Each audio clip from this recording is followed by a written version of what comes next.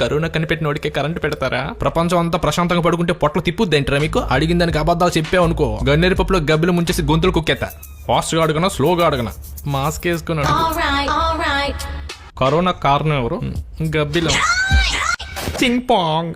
తలక్రిందులుగా తపస్సు చేసుకుందని తీసుకొచ్చి తావా ఫ్రై చేసుకుని తిని ప్రపంచాన్ని తలక్రిందులు చేశారు కదా. సూపుకు బాగుంటుంది అనుకున్నాం కానీ ఇన్ని సవాళ్ళు వేస్తే అనుకోలేదు. కొత్త వైరస్ ఏదో కక్కినట్టున్నారు. పాతదే రిలీజ్ చేసాం. అప్పుడే దేశాలు దాటినట్టుంది. మా వస్తువు అయినా వైరస్ అయినా అందరికి అందుబాటులో ఉంటది. కందిపప్పు ఇష్టమా పెసరపప్పు ఇష్టమా?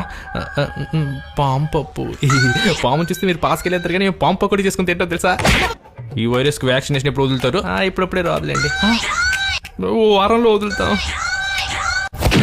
ఓ మంత్లో మీ ముందు ఉంటుంది. 6 నెలలు అవైలబుల్ గా ఉంటుంది.